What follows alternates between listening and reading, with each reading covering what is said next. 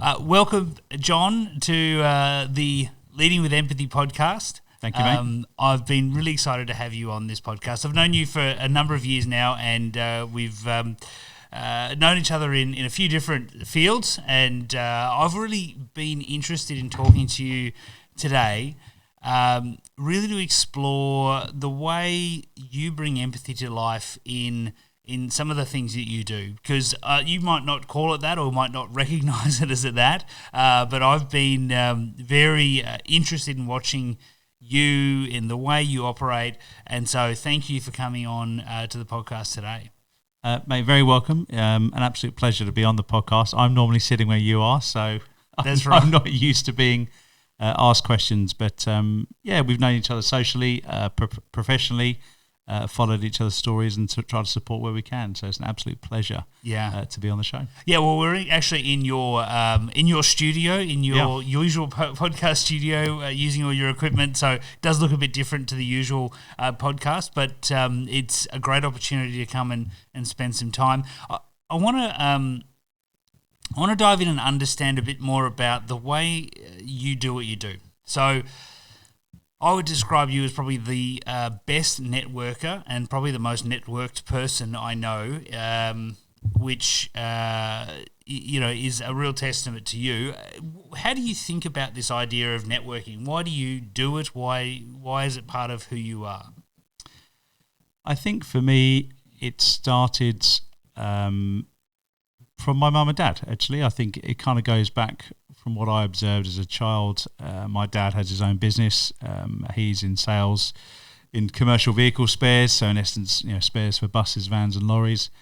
And it's a small business, but he was, in essence, I guess, he always put himself at the centre of what his clients did. So whatever his clients needed, he would in essence get, as long as it was moral, legal and ethical.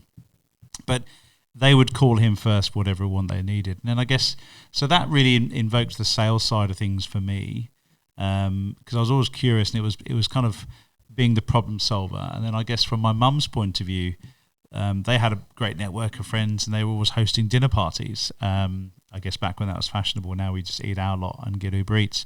Maybe when beef bourguignon was the thing to have, right? But and so I was always curious about how they would curate their little circles of friends, have them over for dinner, then go there, and I guess I was thrown into that in terms of being the coat boy, right? So you'd greet everybody at the door and take the coats up to the bedroom, and then give everyone their first drinks, that kind of stuff. But for me, I kind of loved that in terms of surrounding yourself with good people, so good friends. But then from a professional side of things, it was all about who you knew and solving problems, providing solutions, and I guess adding value, but not in a kind of cliche way that sometimes we hear today. There was a genuine ness about it, which I think for me, being authentic is certainly one of my values, but it kind of got me to where I am today from that side. So that's probably where it started. There's an interesting piece I want to dive into there, because you mentioned sales, and you also mentioned solving people's problems.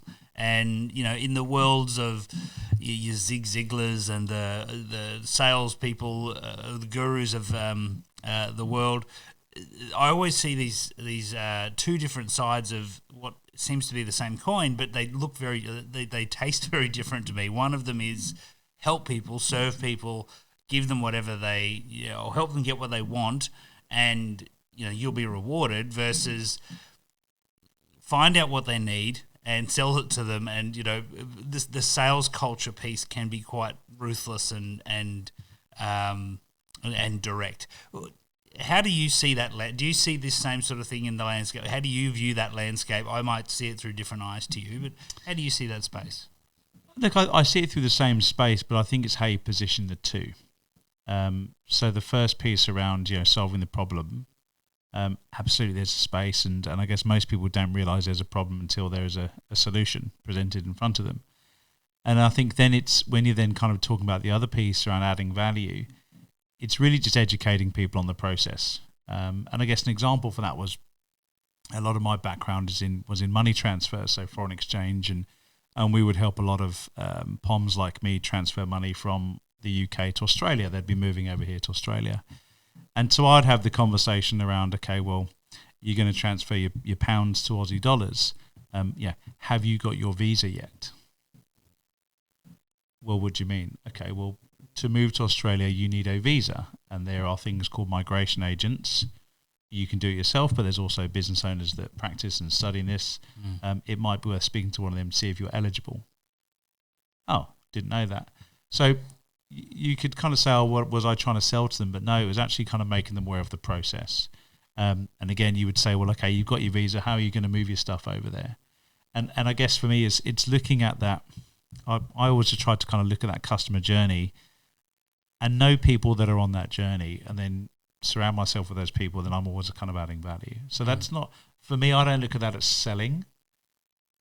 And some people could say, oh, you're blatantly selling to them, but actually I don't look at it that way. So I think it's your why behind that. Are you doing it because you feel like you're adding value, or are you doing it because you can grab a clip or whatever you want to do? So I think it depends on the context on which you're doing it.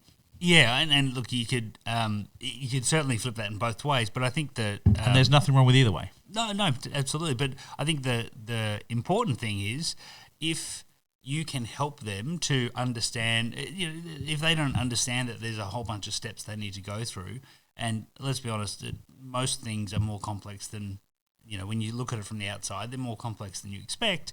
If you can help them through that process, that journey, it's an important thing for them. It also, of course, helps you make sure you secure the part that you're most importantly trying to help them through. But, I've had plenty of experiences where someone will say, oh, you need to go and do X, and then I'll get there and they say, oh, but you also need to buy a ticket. Why didn't you buy a ticket? And the person back there could have told me to do that. Yeah. They didn't think it was their place, or they didn't care enough. And I think that's an important part. You have that. You used the word authenticity, which I want you to. I'd like to understand a bit more what you mean by that. But because I took out of it, actually, I care about this person getting to where they want to get to, and therefore I want to help them through that. What does authenticity mean to you, though? I'd love to understand that more.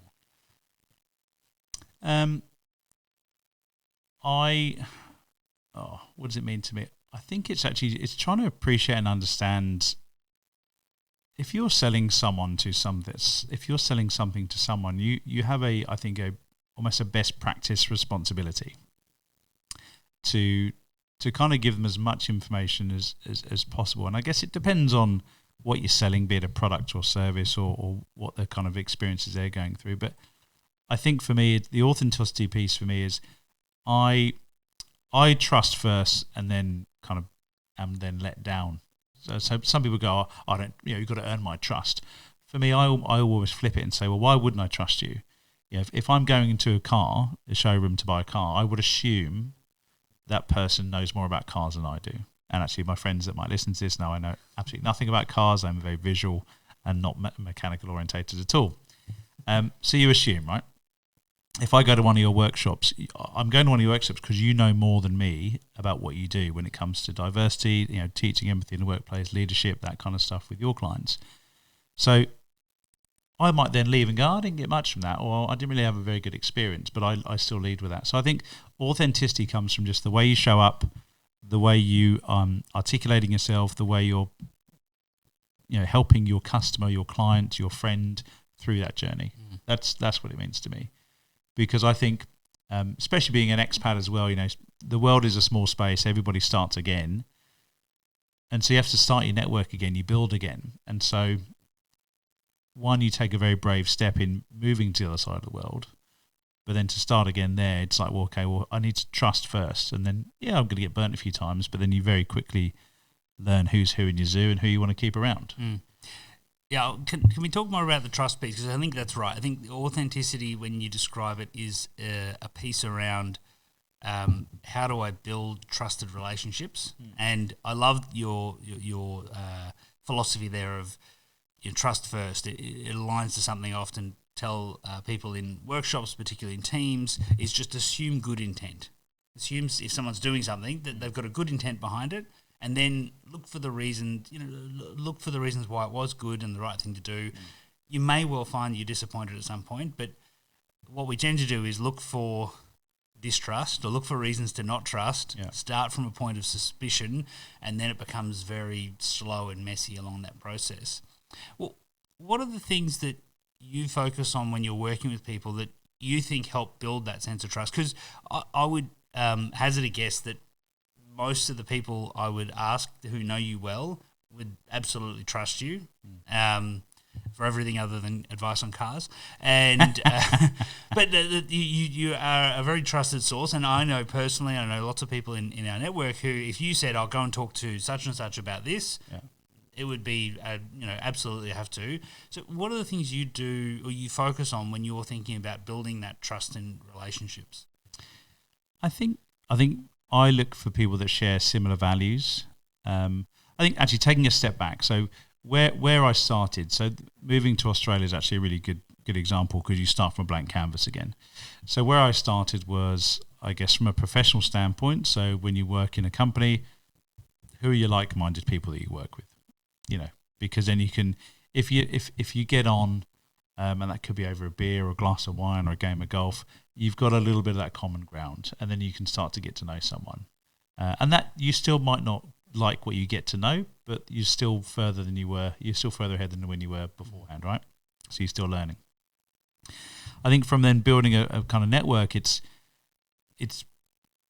doing an inordinate amount of networking, meeting people, kissing a few frogs, not literally, to find out again kind of who do you want to surround yourself with. And that's still, I mean, look, I've been in industry now for nearly 20 years. I still make mistakes. I still get shocks and still get upset and hurt and things like that. But I think it's how you deal with it. But I think to start off, it's trying to find out the people that align with your personal values. And they obviously sharpen the older we get, because the more experiences we get, the more then they kind of rise. You have commonalities, and that could be sport, going for a beer, having a glass of wine, whiskey, whatever they are. And then really just learning about those people, because good relationships take time. You spoke about you and I's tenure. I think we're kind of probably nearly 8 years. That's taken time when you think about what we do. And we don't really know each other through industry. We met kind of pre-drinks before Carl Cox at a pub. That's right. And so, but if you look at what we've done in 8 years, that has taken time. That's taken conversation. That's taken, support in business and all that kind of stuff. That's the fun stuff. But a lot of people don't have the patience to stick around and do that. But to do that is because I like hanging out with you, because we've got the commonalities. To do that with someone that you don't like, you're just not going to do it. So you've got to like the person. They don't have to do the same job. They don't have to be in the same industry, but you've got to have that connection. And I think that, your network is very diverse. It's not as if some people have a strong network, but they're often quite small. This comes from our human tribal nature, right? We surround ourselves with a small number of people who are really close like us. Other people have really broad networks. Think Facebook friends, where you've got 4,000 friends. You don't know any of them, but you connect. You have that really light connection. You strike me as a sort of person, though, that seems to be able to almost balance the two. Not to have maybe 4,000, but you've got a lot of quite strong relationships with people. How do you manage? How do you do that? I personally will honestly and openly say I struggle to have lots of strong relationships. How do you balance that? I think I was very lucky in terms of the industry that I got into. So being in sales, you're on the phone all the time. Being in foreign exchange sales, effectively, you're solving a very small problem, but for a wide array of people in industry. So some days I might be speaking to someone that is transferring money to pay for a ski holiday. Next day I might speak to someone who's working on a super yacht and sending money back home. It could be buying a property in the USA. It could be inheritance and all of that. And so for me, I was one part of that journey. So I guess going back to my point earlier on, to then understand the layers or the process that people have to go through to receive an inheritance or go and work on a super yacht or buy a watch from overseas, I then just got curious about meeting those people. And then I would then also look at them as kind of potential referral partners. And so for example, in the UK, you'd get a lot of English people that bought properties in France and Spain. I would help those people transfer their money, but then I would go and approach the developer or the real estate agent and say, hey, Dan, or Le Dan, if it's France, rubbish joke. I'd say, do you want to refer me with your clients? And then, so I would then go, okay, well, if he's one real estate agent, where are the other real estate agents? And so that's how I think I built my network there, because of I guess what I did as a career, because I just touched loads and loads of industries. And then for me, I just got excited about like pushing the envelope, because it was like, well, okay, well, property, yeah, cool, property's cool, and okay, well, actually, the super yacht world's really, really cool. So what other touch points in that world can we look at? And over here in Australia, you have people do IVF overseas. They go and get teeth done overseas. Then you look at medical tourism. So you kind of started all these different things, and then they'd invite you to their events. And of course, if you're a customer, they're referring you customers, you go to their events. That's like the easiest networking event to go to, is the ones you're invited to by your clients. All right, so they have a choice to invite you, go to them, because if you don't, they'll invite someone else. But that's, I think, how I built a really diverse, wide range. And then I guess if you look at the kind of Dunbar's theory piece, the deeper and the better the relationships got, and the more frequent I would speak to certain people, that's where the depth of the relationships came from. Yeah. So they're not all deep, because that's physically impossible. Yes. But the breadth is certainly there. The variety is certainly there. But I'd say there's probably still maybe 100 or so that I have like deep relationships with. Yeah, look, I think you probably, Robin Dunbar said we only have, I think it's 15 or something, close relationship, 150 strong relationship. I think you've probably stretched that number more than most. You did, though, jump over something, and I want to step back, because I felt like we were doing a really tough mathematical equation. And you and your maths. I know. And you just sort of jumped over a bit that sounded like it was really easy, but I think it's really challenging, which is, you build your relationship and then they just invite you to things. Now, I don't invite people. There's not many people I invite to things, because there's a lot of people who I think, I don't trust that person enough. I don't know them enough. I don't really want to spend time with them potentially. There's a whole bunch of factors. Yeah. And you just sort of went, okay, well, I just tick all those boxes, and then they invite me to stuff. So what are some of the ways in which you go from, as you said, I go and I just speak to the developer, and then they invite me to events. Because that little bit in between those two, I think there's a lot of magic that happens in between that for you might be natural, but it's important. Well, I think there's two ways that there's a few ways, but I think the two ways that I went about it is, one, you ask, do you have any events? Or two, you kind of create your own event and invite them. And I think something I did over here, again, because it helped me build the network, was kind of understand who needed to speak to who. So if you understand, this is going to sound really like textbook, the value chain, so who the client touches as they go on the journey, and then you align yourself with people who touch the client on that journey. So let's go back to someone moving overseas. So you need a visa, right? You need to transfer your goods and your belongings. So you need a removals company. You need to catch a plane ticket. So you need an airline. You might need to transfer your pension. So you'd have a pension transfer company. Transfer your money. You might need to transfer a pet. You might need to get a job. So there's a recruitment company.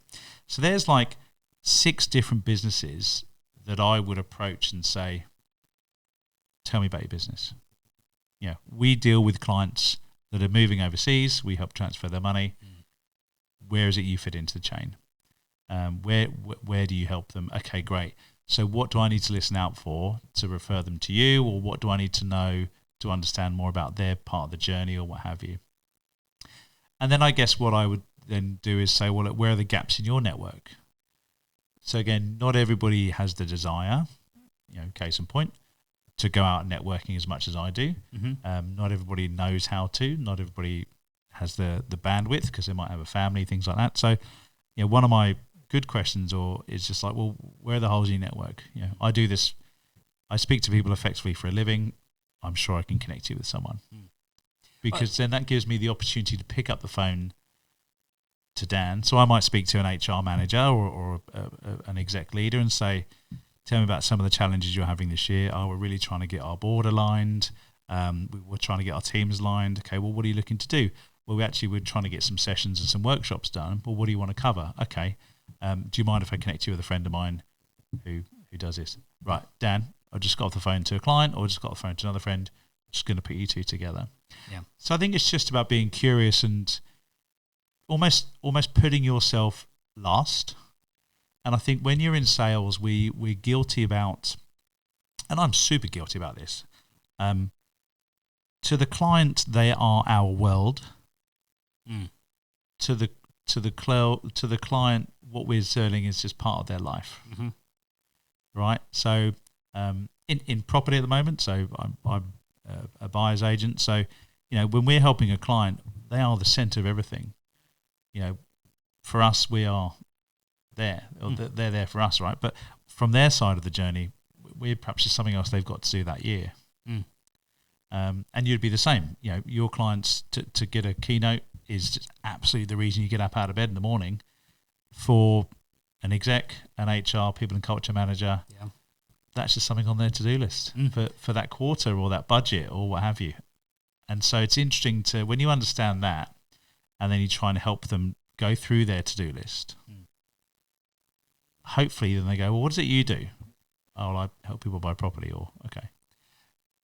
I think that's a really critical piece both in sales and networking, which is for a lot of people, and we've been to these types of networking events, they are designed as a transaction machine. They're designed for you to have a transaction with that person over there, and hopefully as many transactions as you can. And when you have that mentality, you go in thinking, okay, I've got a hammer, where are the nails? I've just got to, I'm here to solve problems. And I think what you're doing is having that curiosity to step back and go, hang on, there's a whole ecosystem of things here. And while I can't solve all of those things, and again, that might be what holds some people back, if you're moving from the UK to Australia, you're going to need travel insurance, then home insurance, and all other different insurances. And some people go, well, I just transfer money. I'm not in insurance. Yeah. But the reality is your client's probably not in insurance either. So they don't know how to solve that problem. And if you can say, oh, look, hey, I'm not the expert, but I can help you find a trusted expert, then you get that, you build that sort of ease for them as well. But I guess it also puts your reputation at risk. And I'd love to understand more about this, because one of the, in the world of keynote speaking in particular, one of the biggest challenges is if an agent or an agency or a bureau puts you forward as a speaker and you're no good, that's their reputation that takes a hit. And I guess it would be similar for you. If you said, oh, look, talk to Sam, they're the insurance expert, and Sam does the wrong thing by the client, that comes back to you, does it? How do you make sure you've got that trust in them?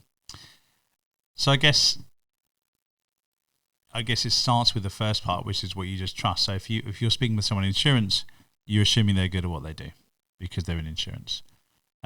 Getting an understanding about their process, how their fee structure works, I guess where they specialize as well.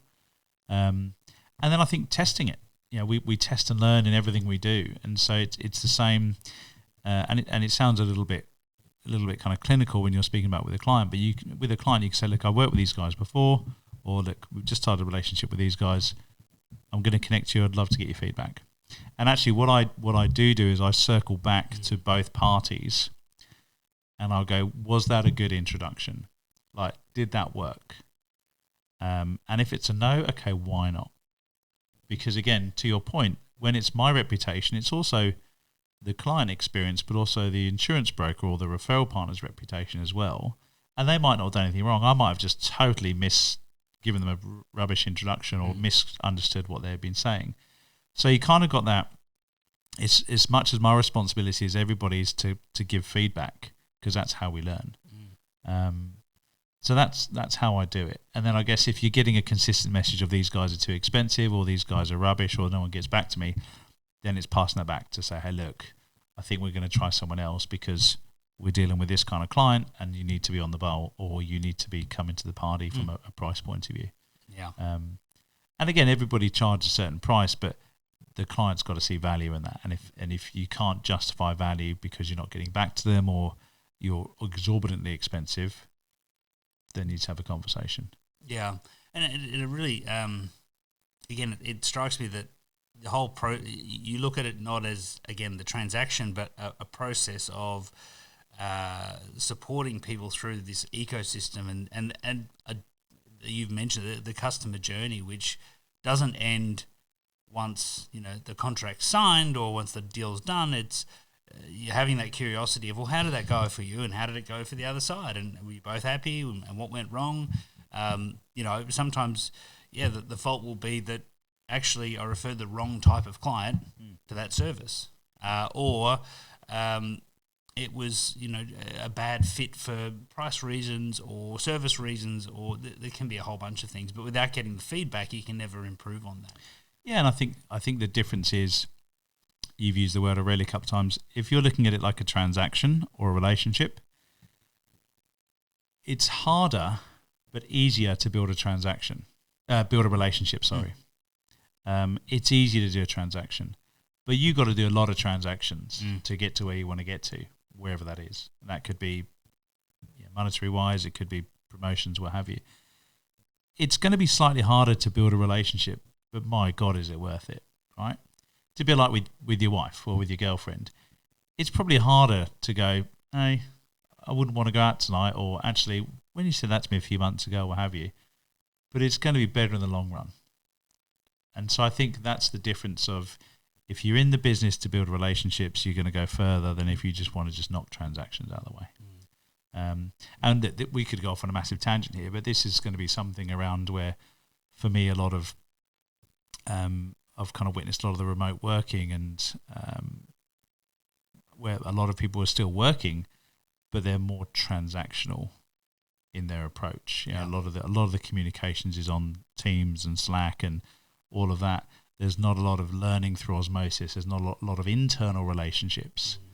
And so, again, I'll try and stay on track, but it'll be interesting when we fast forward a few years, is all this concern about AI and things. Well, if little Timmy's not been seen in the office for a few months and it's one day a week because they mandate this, it's going to be very easy to go, well, you're just a transaction person. We're going to see you later on. Well, yeah, let's talk about it a little bit, because it is a fascinating area, and I was talking to an organisation recently who've put in a mandate. They didn't call it a mandate, but they put in a strong advice on how many days you should be in the office. And look, part of my thinking around that is, as a teenager, if someone told you have to do something, your immediate response is, well, that's a no. I'm not going to do that now because you told me. If you encouraged me and I just wanted to do it, I might have.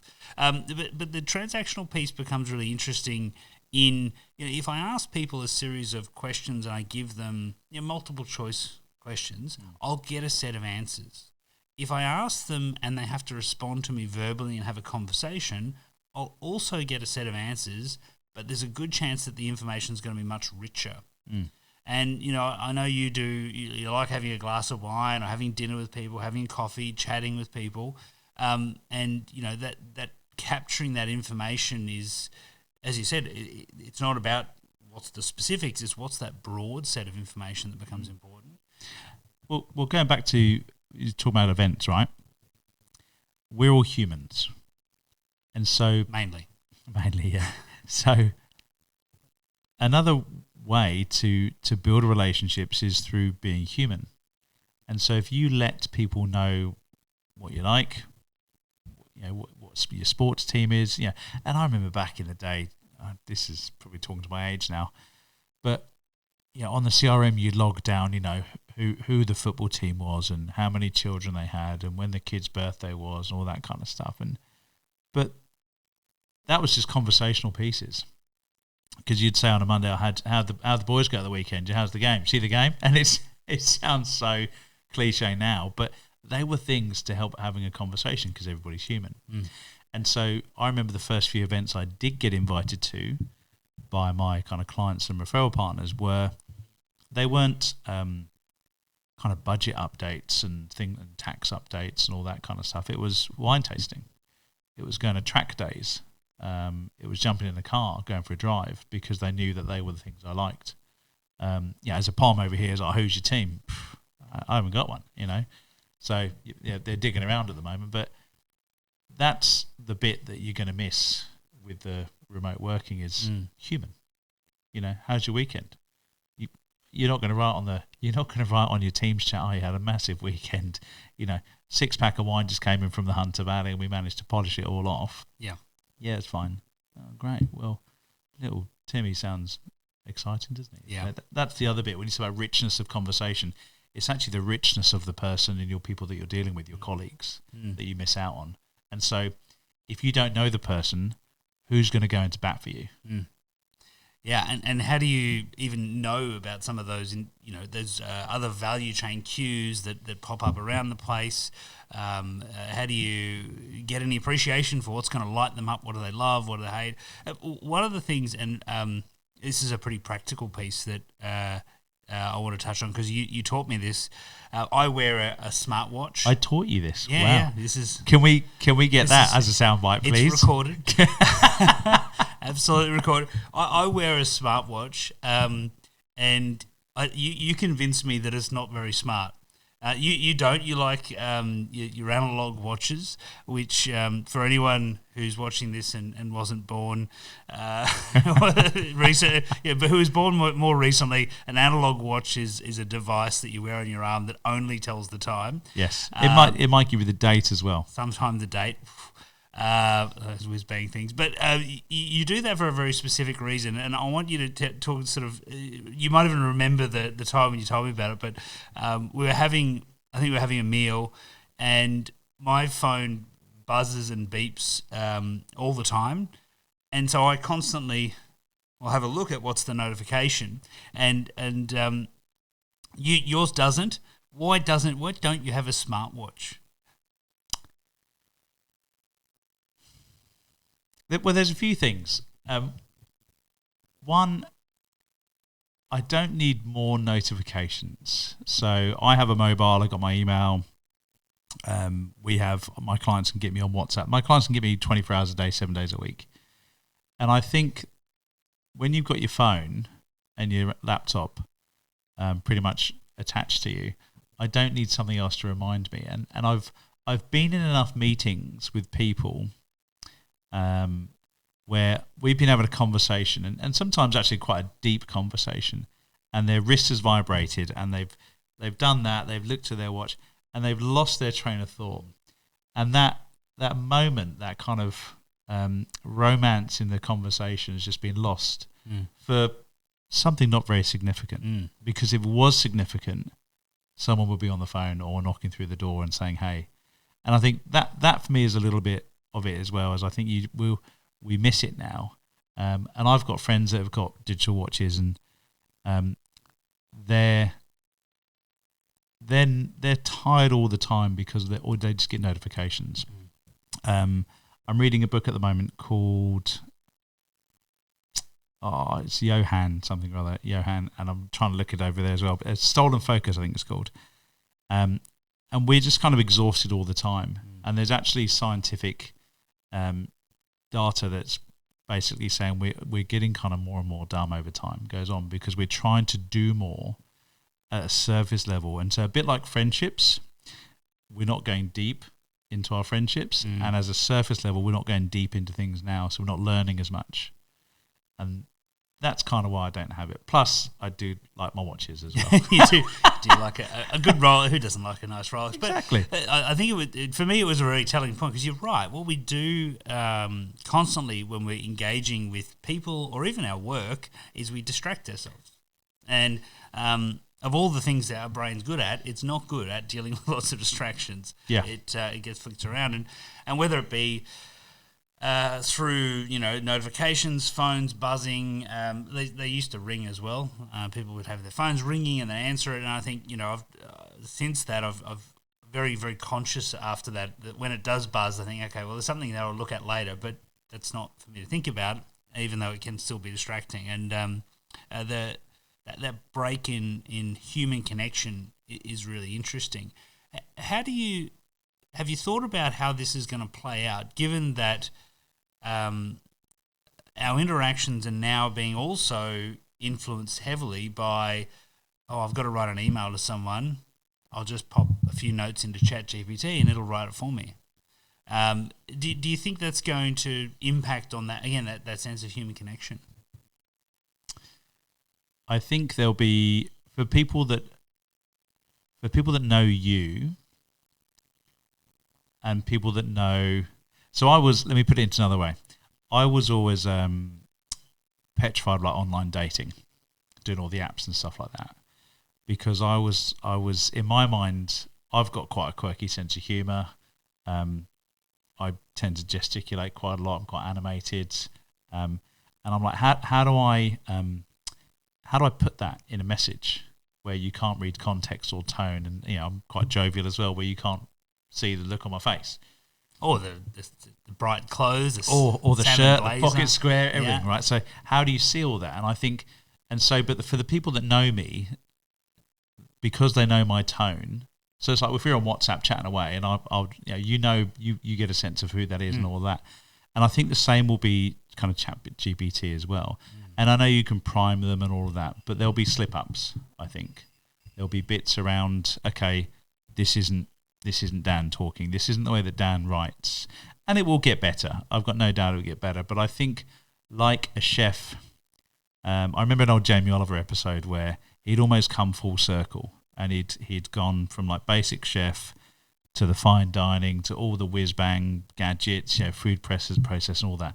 And he just kind of went back to basics. And I think we'll do that full circle again. We're already seeing that with people coming back into the office, because we realise we miss our people. We miss the commute. We miss the come up, the come down from the day. So I think we'll get there. There'll be some screw ups, and I think we'll kind of come back.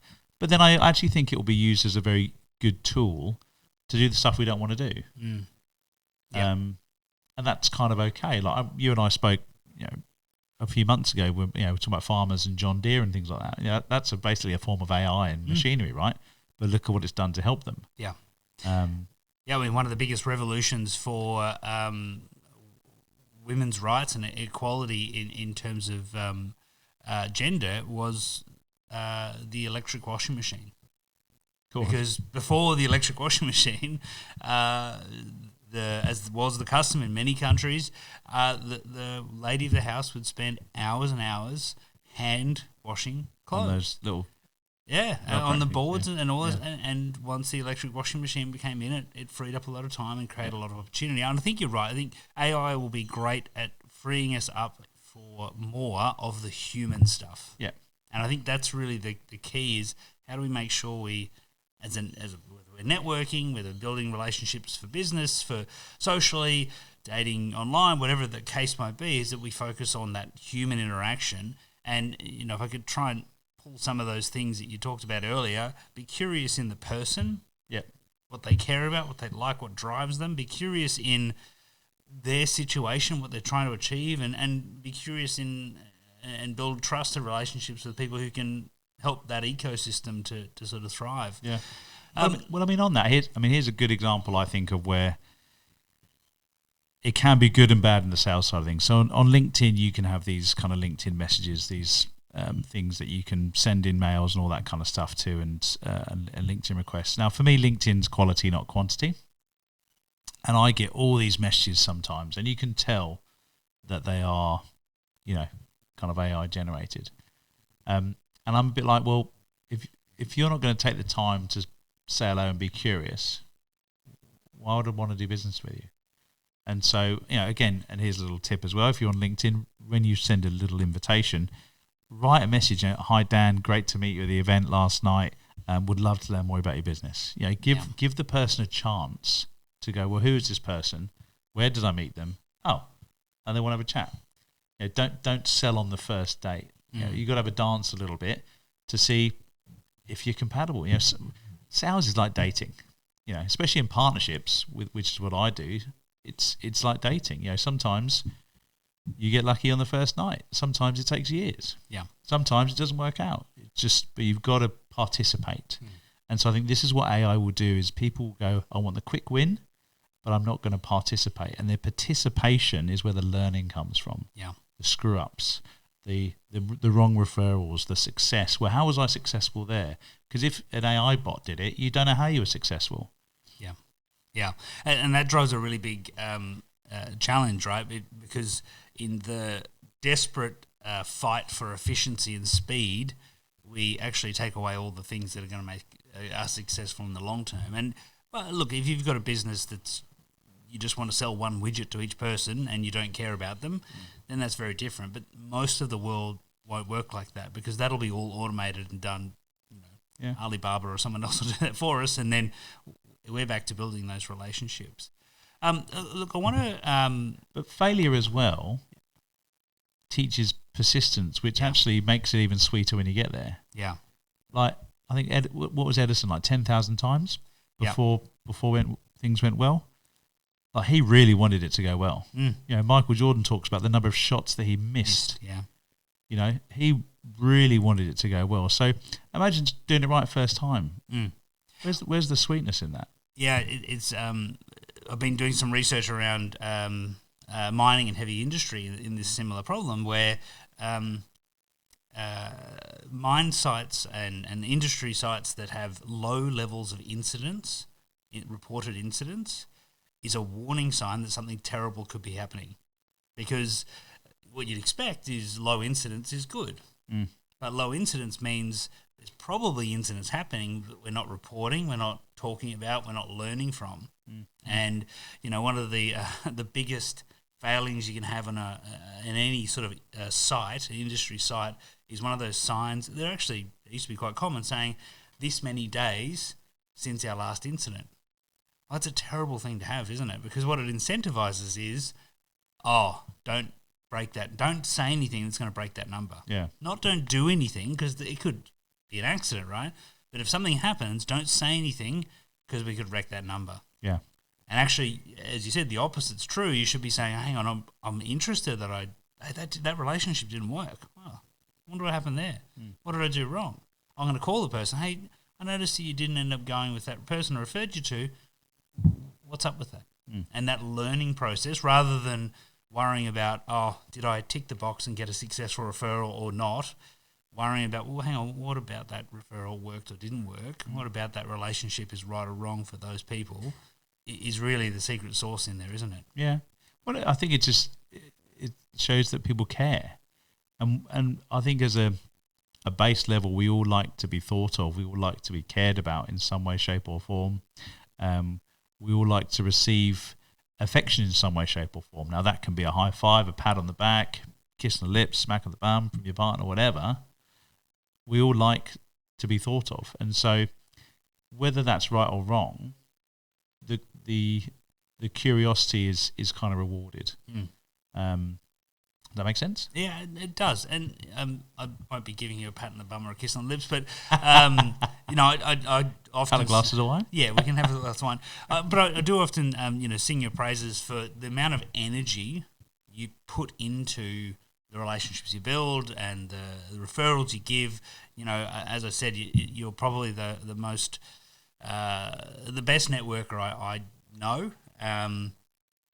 How do you, though, look after you in that? Because the other thing that people might be thinking is, wow, that sounds bloody exhausting. It sounds like a lot of work to talk to all these people and try and understand them and manage and remember what they like and think about the value. How do you look after yourself in that? How do you sort of keep the energy up for that? I get a lot of joy and fulfillment in just seeing people succeed. Like bringing two people together, like, seeing my friends succeed, seeing you land a corporate gig, when you went to Fiji and then you had to fly back to Sydney last year and then back to Fiji and all that. That's amazing, because I know that the work you put in, so I get a lot of joy out of my friends succeeding, because I think we're all trying to succeed, and I don't know anyone that's done it on their own. Even a golfer, they'll play 18 holes, but they got someone that carries their clubs. They've still got a coach.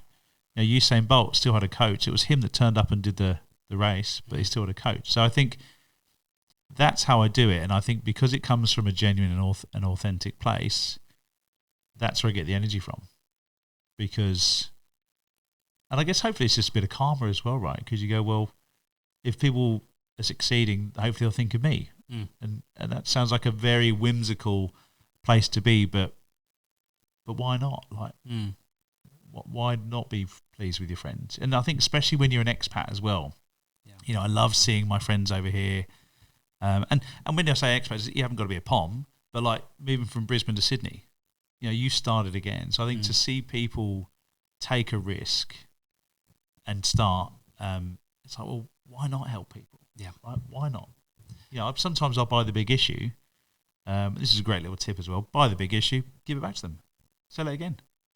Yeah. And even if you don't like the big issue, just buy it. It's a few bucks, just give it back to them, help them sell it again. Like, why not help people succeed?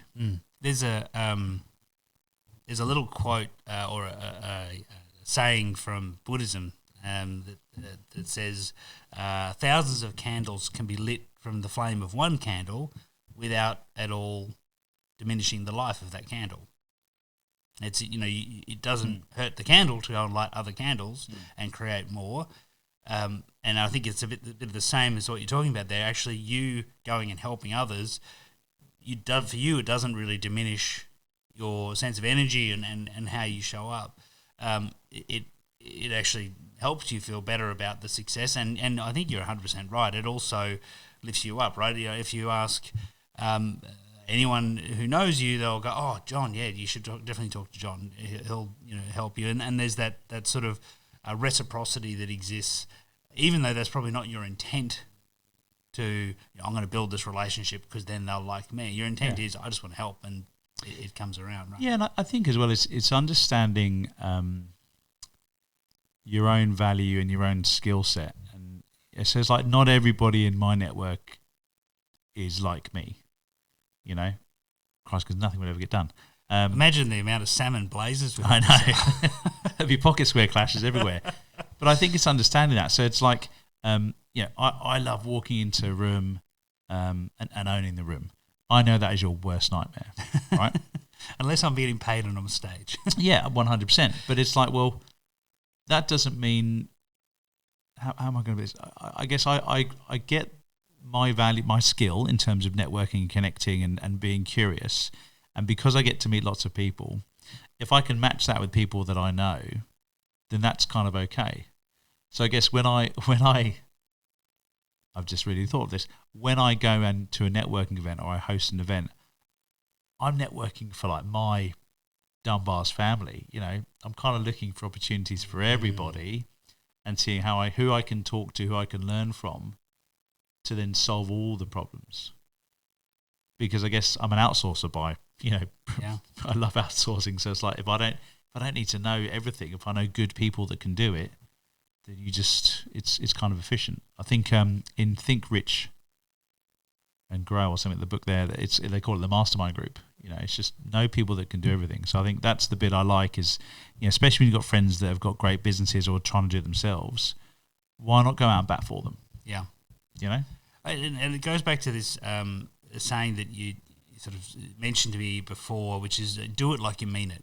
Yeah. If you're gonna do something, do it like you mean it. Yeah. Like, actually, we've joked a bit about the pocket squares and the blazers, but when you go to an event, you dress like you're there to be, fully present, fully engaged, and you bring your best self to an event.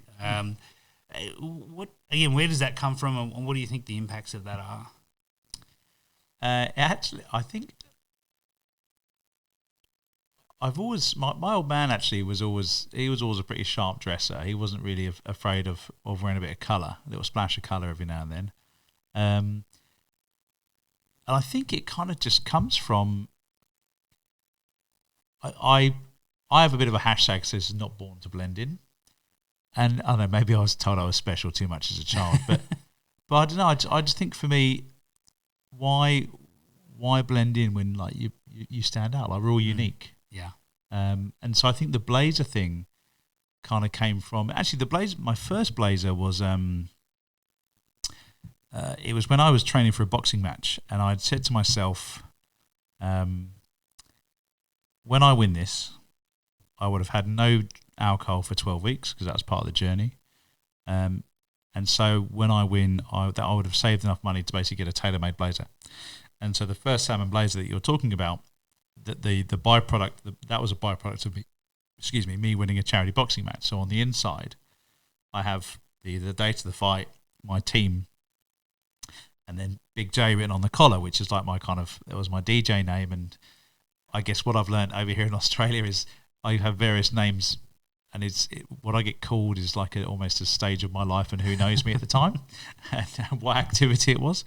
But I guess the blazer thing came from that. And then what I would then do is I'd set myself goals, and it would be to buy another blazer. So each kind of blazer I have has a story, not too dissimilar to kind of watches as well. So, and then what I then found was I'd go to these events, rocking a blazer, and obviously a lot of people have photography there now because social media that goes on LinkedIn, Facebook, and I'd always be there because you'd always see an orange blazer or a pink blazer or a bright blue one or whatever other colours I've got.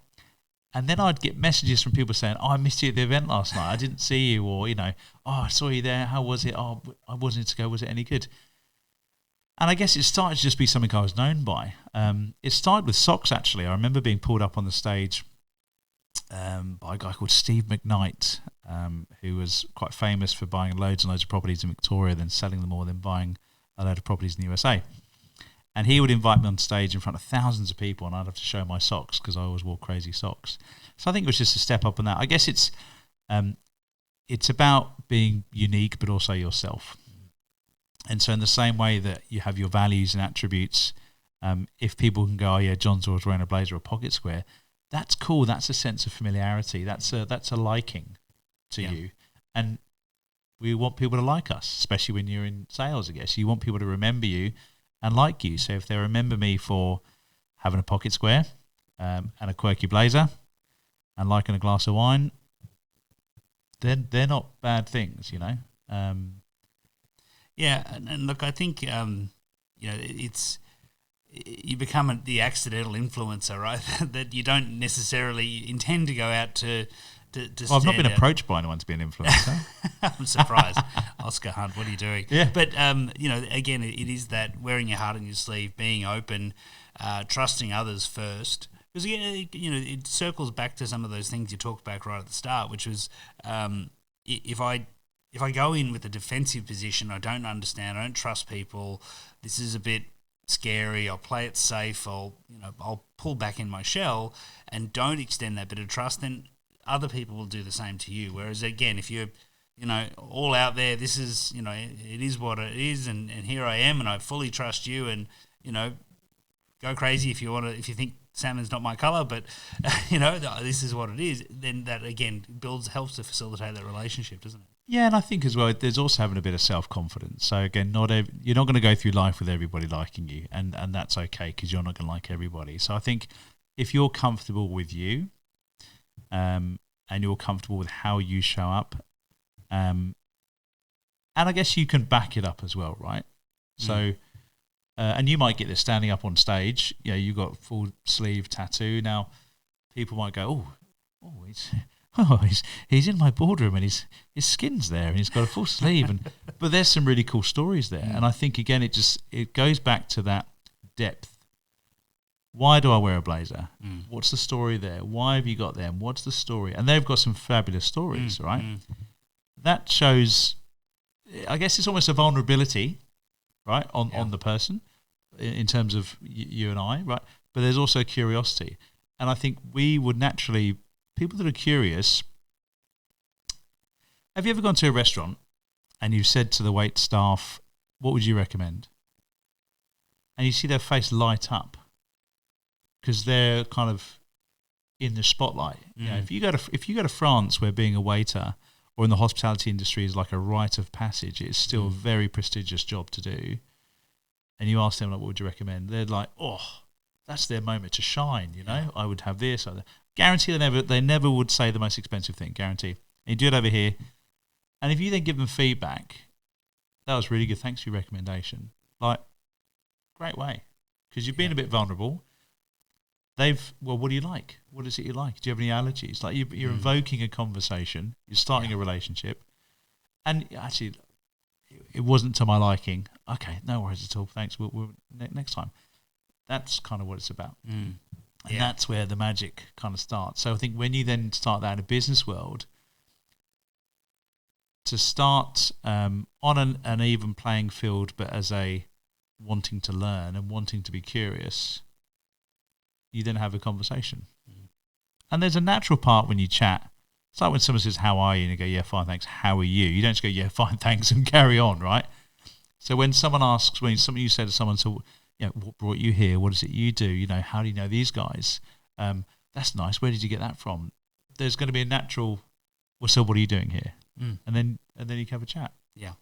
And I think that, if we think about those different pieces that are coming together and the building trust, giving trust, being authentic, caring about the person and what they are trying to achieve and trying to help them to be happy and successful. But I think when you sort of boil it down, that the heart of it is this almost insatiable sense of curiosity. Like, I just want to understand more. I want to find out more. I want to know what's going on. And again, when I talk about empathy, that's absolutely the core of it, is having that insatiable curiosity for why is this happening, what's going on there.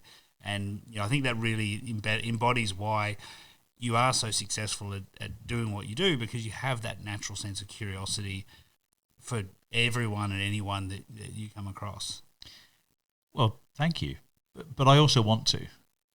And so if people say to me, what's your KPIs on networking events a week? I don't have any KPIs. I go because I want to. I mean, I used to go to them when I first moved here because I didn't have to cook. And it was a great way to find out who had really good canapes and a glass of fizz.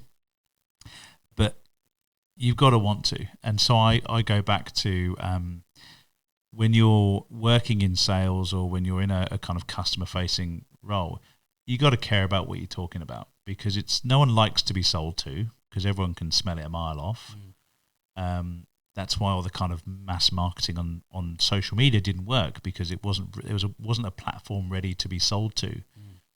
It's social media. That's why a lot of the marketing you see on Facebook is a lot more storytelling, rather than like, buy this now and you have 30 days off and all of that. It's not the platform. So I think you've got to care about it. And when you care about it, then there's the integrity, the authenticity. You can be real. Yeah. Because people can see through that. Like if you were talking about what you talk about for hours and hours in your workshops and things, you didn't care about it, my God, it would shine through. And it'd be exactly the same with what I do. And I think that's the best thing, is you and I don't sell anything. We're just actually very good at telling stories. And then if people get that, cool. And if they don't, that's okay. We keep moving. John, it's been an absolute pleasure. We could talk for hours on this. I know if you're in Sydney, Melbourne or Brisbane and you haven't been to a bio event, it is bio by invitation only, so you'll have to get an invite to come along, but it is easily the best networking event. As you said, no KPIs, all about authentic relationships.